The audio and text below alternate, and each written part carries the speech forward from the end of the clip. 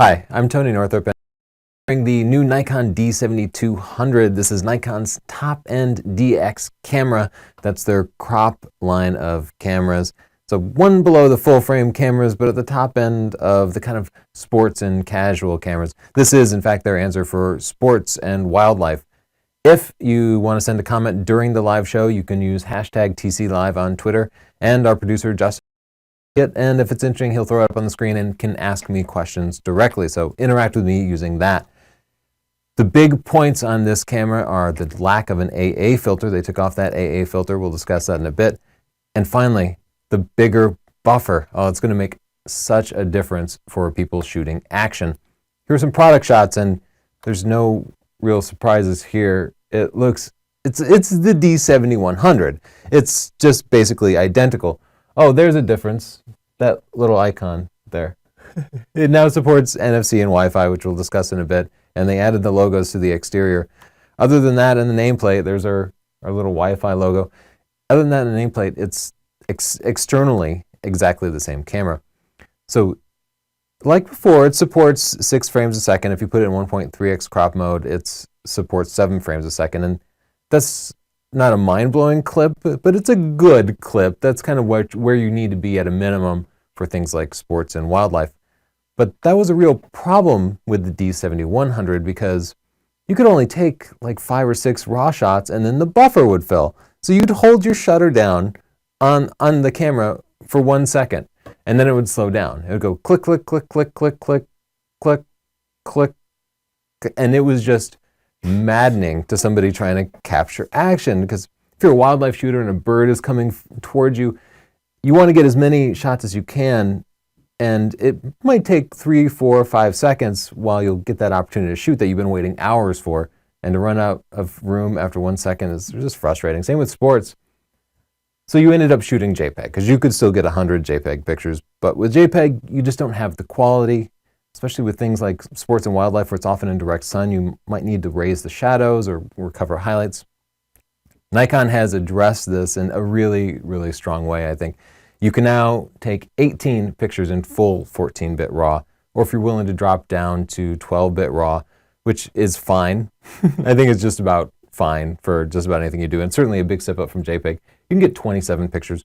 Now, that's the size of the buffer. So the number of pictures that you could actually take could potentially be higher depending on the write speeds to the SD cards. Now, one of the weaknesses, in my opinion, of the D7100, D7200 is they shoot to 2 SD cards, which tend not to be as fast as big CF cards. But the technologies have improved. So that's something we'll just have to wait until we get our hands on the camera, test it, and see just how many consecutive shots we can take before that buffer fills up. They have improved system too, though it's almost identical. Now they're saying that it can go down to autofocusing in -3 EV, which is, it's dark, like moonlight. So they know what the human eye can perceive in darkness, and I don't have too many problems with DSLRs focusing at night nowadays, but that's a step in the right direction. This just shows you the 51 autofocus points and how they're spread across the frame. And this was always a strength of the D7100, and now the D7200, which has basically the same system. You can see these points cover almost the entire frame. And if you decide to go into 1.3x crop mode, you get faster frame rates, but overall, I'd rather have the extra room on the outside for just about everything. But if you do go down there, then those autofocus points cover basically the entire frame. By the way, just coincidentally, the 1.3x crop is almost the exact same size as a micro four thirds sensor. So the camera by default is an APS-C camera. It has a 1.5x crop compared to a full frame camera. So adding in another 1.3x crop on top of that takes you to like a 1.95x crop, just like micro four thirds. The center autofocus points here are cross type, which means they perform better, more accurately.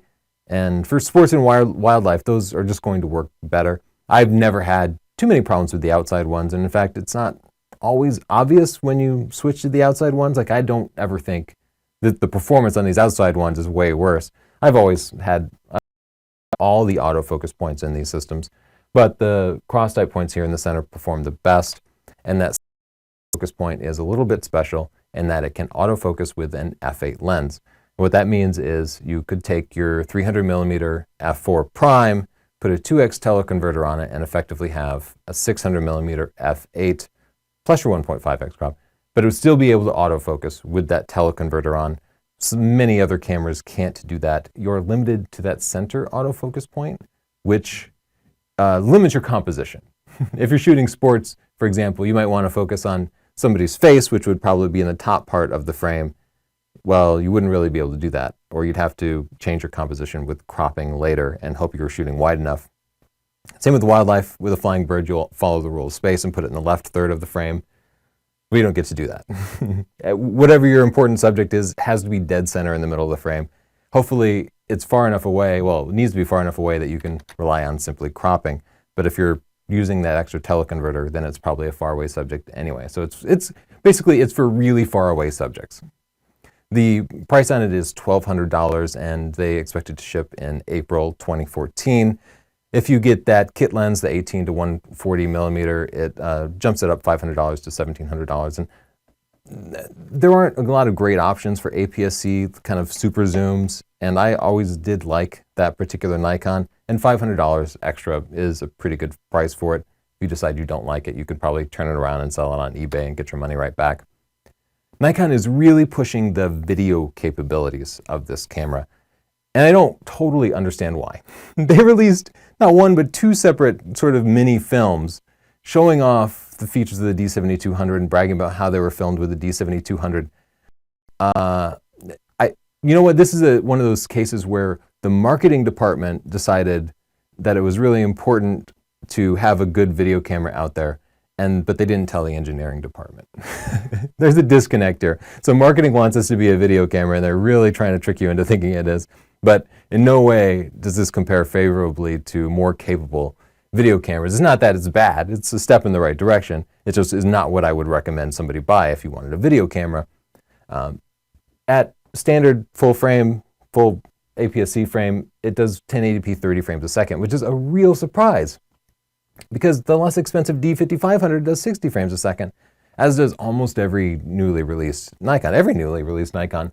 If you want to do 1080p 60 frames a second, you have to drop down to 1.3x crop mode, which gives you the same size sensor as a Micro Four Thirds sensor. And if you're dealing with that smaller sensor, then you pretty much have to compare it to the almighty GH4, because now you have the same sensor size. And the GH4 will do 96 frames a second at 1080p. And it will also go up to 4K, which this camera completely lacks. The GH4 also has an electronic viewfinder, a tilting screen, a touch screen, smoother autofocus. It just is all around a much more powerful video camera. They're also giving you flat picture control, which is basically a not very contrasty picture. So the contrast is cranked way down, and for people like us who do post-production in our videos, we edit our videos, you grade the color, and having a flatter picture control is the nearest you can get to having raw video. It will allow you to recover some blown out highlights in the sky that would have been blown out with normal saturation, or maybe bring up some shadows. It gives you just more options in editing, but it doesn't come close to comparing to the raw video you'd get from a Blackmagic camera or a higher end Red camera or something like that. They're also giving you custom picture control, which is kind of a cool feature. I'll say I'm not enamored. The flat picture control isn't necessarily for video. You can take still pictures with it, and they show off the custom picture control being used for still video too. But I think if you're this deep into it, you're shooting RAW. And if you're shooting RAW, all these picture control things are pretty meaningless unless seeing altered colors on your preview screen after you take a picture is that important to you. So if that is important to you, you can go in and edit a picture and then create a custom picture control that will automatically apply those color settings to the picture. But if it's RAW, you have to go back and edit it anyway. But it will work in video. So if you just want to make sure that the video processing happens in camera properly, maybe that's an interesting option for you. They now give you auto ISO in manual mode, which is a feature we've seen in most of the new cameras coming out, meaning you can let the camera automatically adjust the exposure for changing lighting conditions. It's something a casual videographer does if you're shooting your kid's sports or something, not something necessarily a more serious videographer would do. And they're introducing a new wireless mic, the MEW1. I we'll just have to wait to test it because mics are so complex and we don't have much information about this, so it's hard to say how it might compare to something like the Sennheiser EW100 G3 that I'm using to record this. Another feature is what they call the zebras. This is basically showing you where in the frame highlights are being blown out, and it's primarily useful in video. Just shows that these are overexposed or almost overexposed so that you could more easily recognize, oh, it's snow in the background, I don't care if it's overexposed, or hey, the subject's face is overexposed a little bit, I need to dial it back. There are some more disappointments with the video too, like there's no focus peaking. But I have a set of slides later where I'll discuss the disappointments around this. They're also adding in Wi-Fi and NFC. So Wi-Fi is wireless networking like with your computer, and it's a useful tool for getting pictures from your camera to your smartphone, and then from your smartphone to Facebook or Twitter or wherever. It's a clumsy process on every camera. It is, and the Nikon Wi-Fi software isn't great compared to the others. NFC is simply a shortcut, an easier way to set up Wi-Fi. So file transfers don't happen over near-field communications NFC. They happen over Wi-Fi. NFC just allows your camera to tell your phone, hey, these are the wireless settings that we should use when we communicate. And I believe that's exclusively for people using like Android devices. I think if you have an iPhone or an iPad, you won't get to take advantage of that sort of NFC quicker setup. Just means you go through a couple of extra clicks while you set your phone up. Let's go over a couple of sharpness projections. One of the big changes is that they took off that anti-aliasing filter, something I'm really happy to see them do. I don't like to see any new cameras with anti-aliasing filters. In my experience, switching to the D810, which does not have an AA or optical low-pass filter on it, you get an increase in sharpness with absolutely no negative side effects. Everybody will tell you, we took off the AA filter and then you might see moire, this sort of weird artifacting. I've not had any problem with that in real-world usage. But when you take a picture of a test chart, like a resolution chart, you see terrible artifacts. But in the real world, it's never, ever been a problem with me. So I'm always happy to see somebody take off that AA filter. To give you an idea of the sharpness increase that we might see, this is the first DX camera from Nikon without that AA filter. Here's a comparison of the D800, which had an AA filter, to the D800E, which basically did not. And with a high-quality lens like this outrageously expensive Otis, you can see we go from 29 perceptual megapixels according to DxOMark to 35 perceptual megapixels. Check out DxOMark's site if you want to see the measurements for different lenses.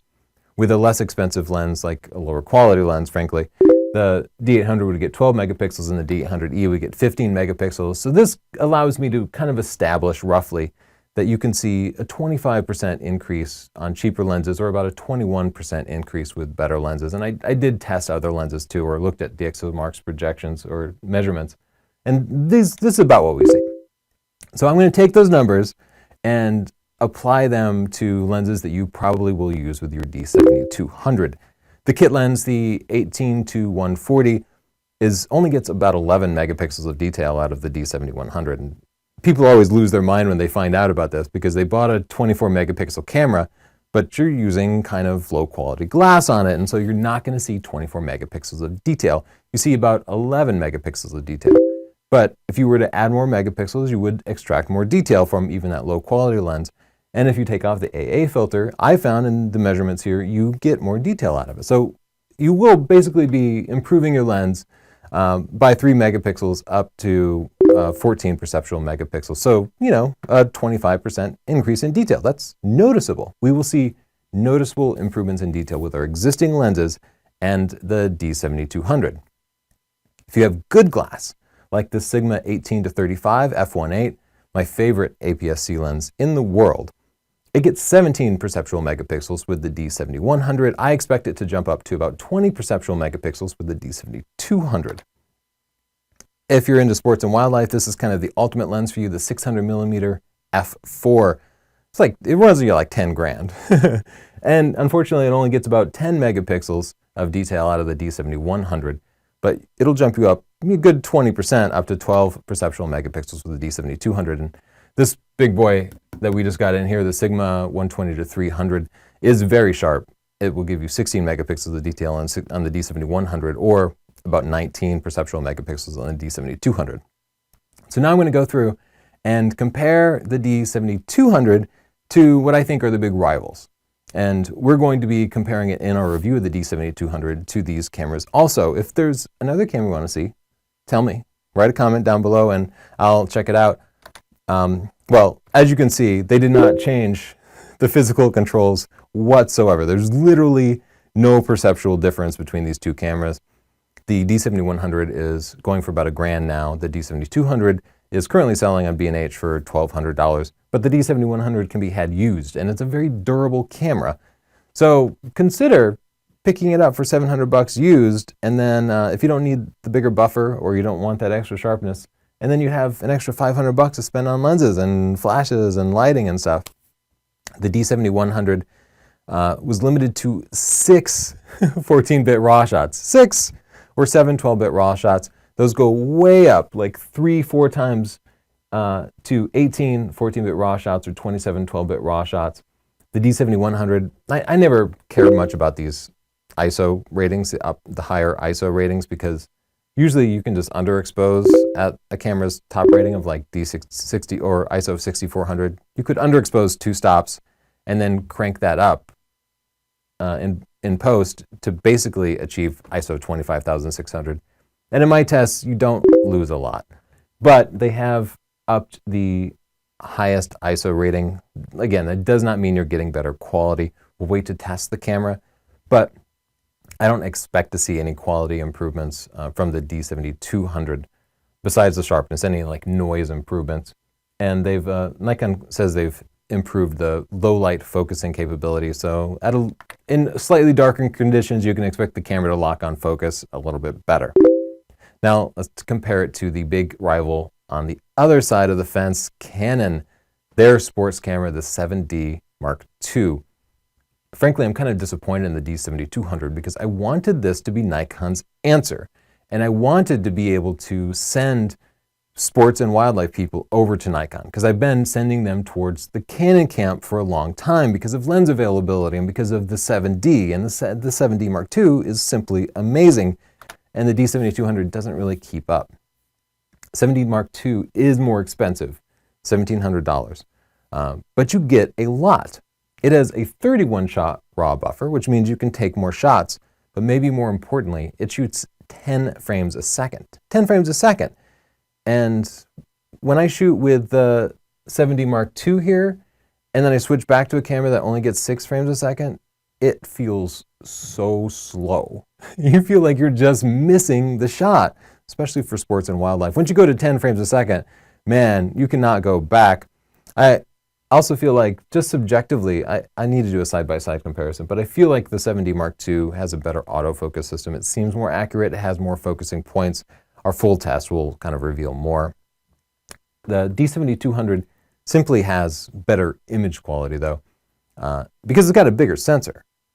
But if you're in a situation where you would kind of need to crop anyway, then those differences seem to disappear. So if you're shooting sports or wildlife and you know you're cropping all your shots because you can't get close enough, then the image quality is basically the same. If you can fill the frame, then 16% better image quality out of the D7200 is what I expect if Nikon has not made improvements over the D7100. And I don't think they have, but we'll wait until it actually comes out to be sure about it. The 7D Mark II has GPS. The D7200 has Wi-Fi, minor points. Comparing it to the little brother, the D5500, which we're still in the process of reviewing, you can see the physical controls here are very different. First, the D5500 here has the articulating touchscreen, which makes it a much more capable video camera than the D7200 will ever be, just from a functional point of view. You can just touch that touchscreen and refocus it. If you need to hold it down low, you can just tilt the touchscreen up and actually see it, or hold it over your head. If you put it on a rig on your shoulder, you can flip it out and see it more easily. That articulating touchscreen makes a huge difference as far as it being a functional video camera, and the D7200 lacks all of that. More reasons that I just don't think they should have positioned it as a video camera. But on the side of the D7200, just these row of buttons, just more buttons, an LCD screen on top, more dials, and it's overall a bigger and chunkier camera. So for still photography, I'd much rather have the D7200. I like those extra buttons. I don't like navigating menus to change settings.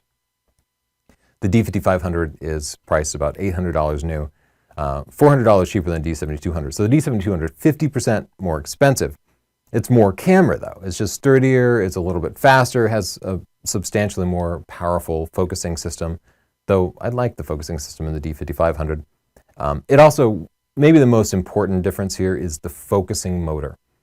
And that's very important because it allows it to work with older Nikon lenses that aren't AF-S.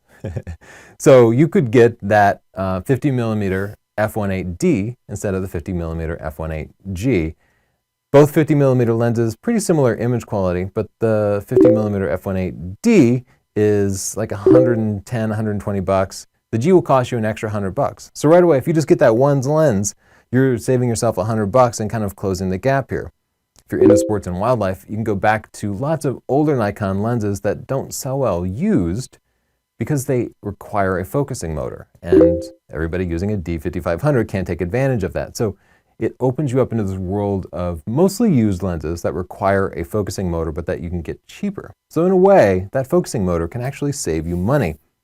The D7200 also has 2 SD cards, which is useful largely for capacity. I always throw an extra card in there, just a big, cheap 128 gig card, just in case I run out of space. I'll know I'll just never run out of space. But if you're shooting professionally, if you don't want to risk losing a shot because of a corrupted card, you can write to both cards simultaneously and you'll just be that much safer. Now I'll quickly compare it to its big brother, the D610. So the D7200 is the high-end DX camera. The D610 is the low-end FX camera. Bigger sensor, but they each have trade-offs. They're good for different things. They each have their own place. The D610 now is only $300 more than the D7200, so that's a small price to pay for a 2.25 times image quality improvement, roughly. That's because the sensor is 2.25 times bigger. You have to take that 1.5x and square it when you're talking about surface area, and you'll use surface area when you're calculating the amount of noise in the images. So a real difference, a real substantial difference there for a small amount of price. And the D610 can also be had used for $1,200. But if you're going to be shooting sports and wildlife, the focusing system on the D7200 is definitely going to be the bigger advantage for you, because the D610, while it has a capable focusing system, it simply cannot keep up with a proper sports camera like the D7200 or even the higher end D750. So now, just some things that I'm a little bummed about seeing the D7200 announcement. Things that isn't what I hoped. I always say this, but they're positioning it as a video camera and no 4K. And we love 4K. Even if you don't view it in 4K, even if you render to 1080p, you get to crop. And if you're a stills photographer, you probably crop your photos sometimes, right? You decide later you wish you could have been a little bit closer. If you're doing sports and wildlife, it seems like you can never get close enough. Maybe you want to just zoom in on the expression. To capture in 4K and render in 1080p allows you to do a 2x crop without any loss in quality. That's not something it gives us, but lots of cameras do, like the Samsung NX1, the Panasonic GH4, and even less expensive fixed lens cameras can do 4K. My Galaxy S5 in my pocket right now can do 4K. The Nikon D7200 cannot. It doesn't have 1080p 60 unless you crop 1.3 times, very strange. No touchscreen would have been great in general for photography. I love being able to just pinch and pull to zoom in on my pictures and make sure everybody's eyes are in focus, scan all around the frame to verify sharpness. Doesn't have it. But for video, to be able to touch to focus to different parts of the frame is basically a requirement. If you want to change your focusing point with the D7200, you either have to have a focus puller and practice and coordination, or if you want to try to use the autofocus system, you have to like click the D-pad to change the focus, and that shakes the whole camera. Not great. No focus peaking, which on our video cameras is kind of a requirement if you are forced to manually focus, which you often are. And finally, no tilt screen, as I discussed earlier. It also doesn't have live view phase detect, like say the Sony Alpha 6000 or the Canon 70D. That really helps make them better video cameras by making video focusing faster, more capable, and smoother too. Finally, I'm going to complain about this on every new camera that has one of these. So Canon, Nikon, brace yourself for me making fun of your 80s Casio LCD that you always put on top of these things. Let's give it an e-ink display or a nice color OLED display. You know, e-ink wouldn't take any batteries. It would look so much better. You'd be able to see it in different environments better. Let's quit with that LCD display. It's got USB 2 instead of USB 3, which is very slow if you have to unload your cameras, or more likely if you're doing tethering. If you bring it in the studio and you want to hook it up to Lightroom, it's so slow to get RAW files off of USB 2 that is not useful. The D810 has USB 3, the D7200 does not. Also, I'm disappointed with the frame rate. How can they compete with the Canon 7D Mark II at 10 frames a second if they're only bringing, well, let's give them the benefit of 7 frames a second if you decide you can do that 1.3x crop. Though you'd have lower image quality at that point than the 7D Mark II. It's just too slow for me to recommend it over the 7D Mark II for things like action. And no GPS, so kind of a minor point. But I love seeing my pictures pop up on a map in Lightroom. So much fun. I know it takes up batteries and all that. We'll just review. And Justin, did we get any good comments or questions in Twitter? We have one tweet from Stuff We Made. Any idea why the D7200 has to use a crop mode to do 1080p or 1080 at 60p when the 5500 doesn't need to? That feels intentional. I have been pondering that all day. I guess the answer is no. I have no idea why. Clearly, it's a technical limitation. They don't want that. I can only imagine they redesigned something to get the bigger buffer, which seems to be their primary goal. And somehow that bigger buffer and the way it's wired into the sensor screwed it up, and they just couldn't move or process video data fast enough. That's a long way to say I don't know. Okay. Thanks for joining me. Share this with your friends. Be sure to subscribe so that you see previews of new cameras and our full review of the D7200 that should be coming as soon as we get our hands on one in early April. Thanks so much.